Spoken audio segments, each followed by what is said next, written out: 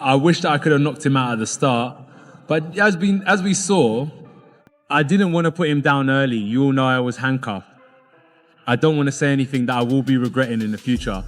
But all I can say now is the first 20 seconds was enough for me to end Jake Paul. I don't know if enough has been made of the fact that, I mean, it was absolutely devastating.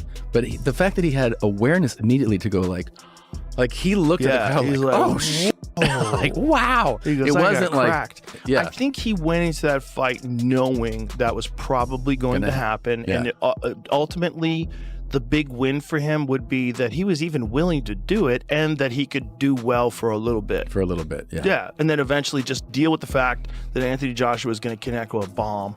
Yeah. And breaks his jaw in 2 places. Yeah. Jake has spirit. He has some heart.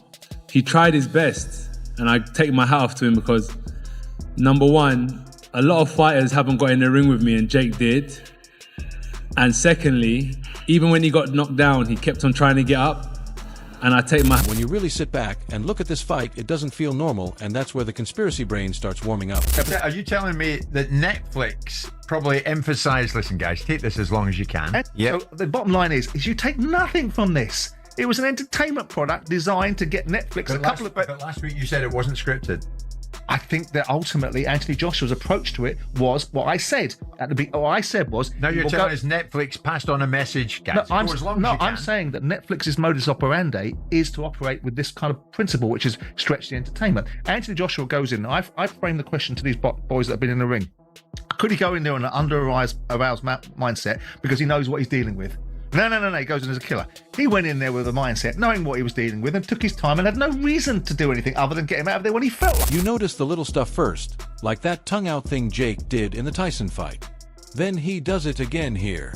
And suddenly people are like, hold on, is this a signature move or a cue card?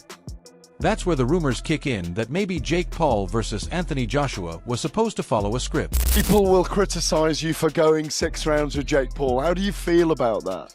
I deserve it.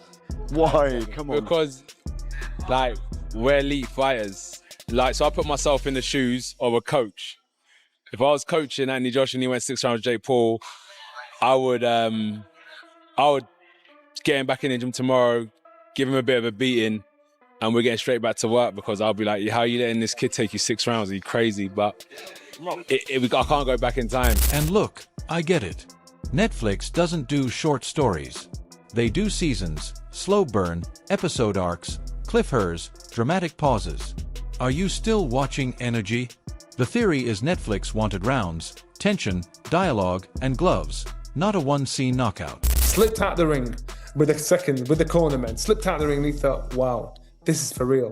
And even a little jab that just gently missed him, you could see him thinking, what is this about? So it was a case of survival. And to me, I didn't want Anthony Joshua to knock him out, if I'm honest with you. I thought, you've got to make this kid have a reality check.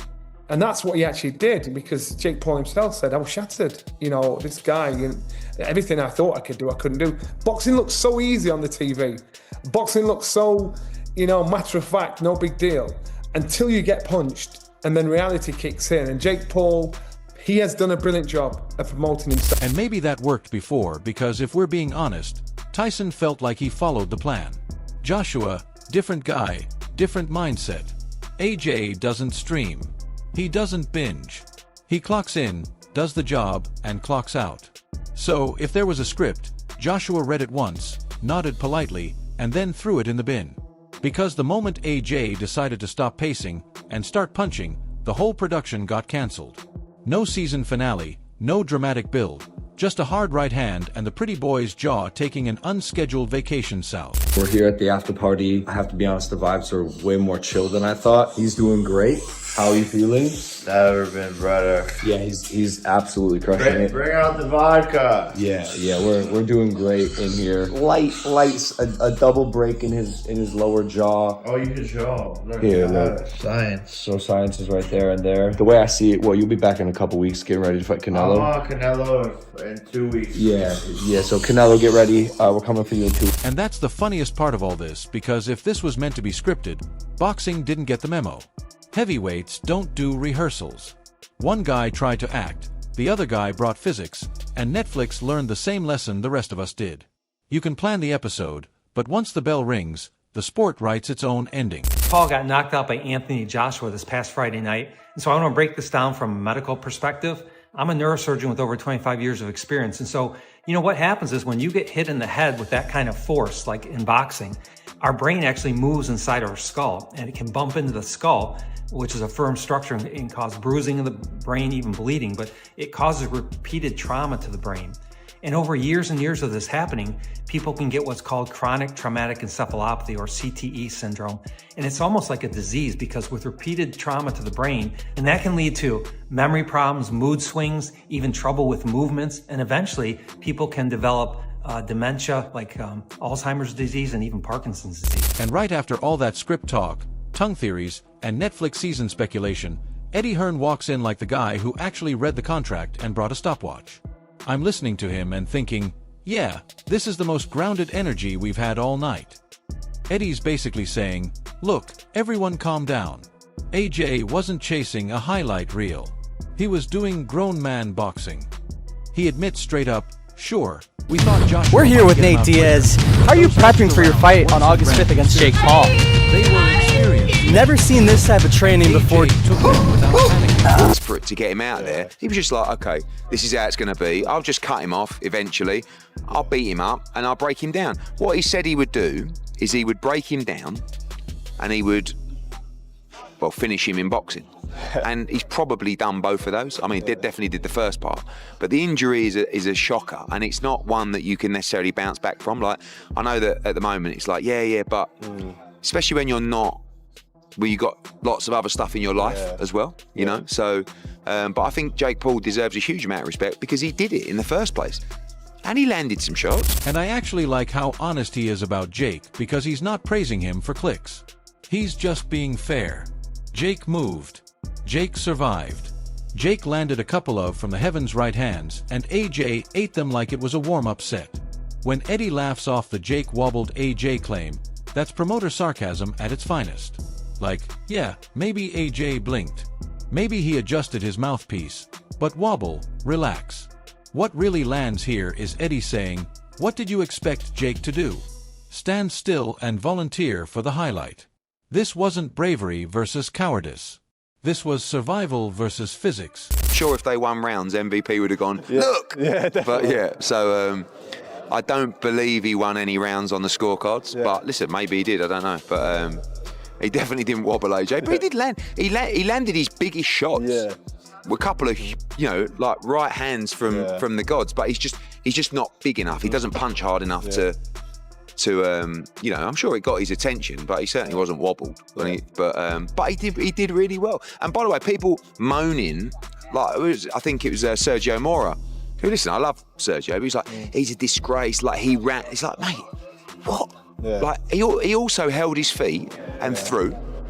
He didn't not throw any punches, And the funniest part is Eddie apologizing for looking smug, which is hilarious because AJ winning wasn't even the script people are mad about. It's the fact that it didn't end fast enough for anyone to feel comfortable. Eddie sums it up without trying to steal the spotlight. Jake earned respect for stepping in. AJ earned respect for staying patient. And the internet earned another week of arguing about rounds that nobody actually dominated. That's boxing in 2025. Messy, loud, dramatic, and somehow we're all still glued to it. But whatever. Like, I give Jake I've said in every interview, full respect to JakePaul. Yeah. And, I think what he done was admirable. So I would like to apologise to Mrs. Paul. I didn't intentionally look smug. I couldn't have been smug because it didn't play out like I thought it was going to play out. I thought we were just going to flatline him in a couple of rounds. So there's nothing to be smug about, but we won, and. And right after Eddie Hearn brings that calm accountant with a punch clock energy, Antonio Tarver steps in like the veteran who's seen every version of this movie and already knows how it ends. I'm listening to Tarver and nodding cause he's not disrespecting Jake, but he's definitely not romanticizing it either. He gives Jake credit for surviving, for thinking, for moving, for landing a couple of good shots, and then immediately reminds you that thinking and surviving are not the same thing as winning. So, even though he wasn't as effective as he probably wanted to be, and I knew There was a distance between experience, and that's just what we saw tonight. How long do you think it would take for Jake Paul to spend in a boxing gym to overcome that experience that he didn't have tonight? How long would he need to train? I don't know. He probably got to still keep picking his opponents, getting better, stay in the gym. But like I said, bro, when I looked at tonight, AJ was a huge fight. But if they want to really shoot a movie, bro, it's Antonio Tarver and Jake Paul, and I know the whole world knows that. When Tarver says you can't just run forever, that line hits because it's boxing law, not opinion. You can buy time, you can buy rounds, but eventually the ring shrinks and experience cashes the check. I love how he frames AJ, too, because he doesn't let anyone pretend this was a Fury-level prep camp. This was a professional handling business against a guy who wasn't letting him set traps. And Tarver calling out that one right-hand hunting mentality is dead on because once that Woodley punch became the plan instead of a weapon, the ceiling was always there. Strategically moving, and he didn't let AJ set up. But you can only do that for a certain amount of time. You got to mix it up. You know, you just can't run. You know what I mean? You got to have another type of strategy. I thought he was trying to set AJ up to come in a little reckless, where he was trying to load up with that one right hand that he caught Woodley with a few years back.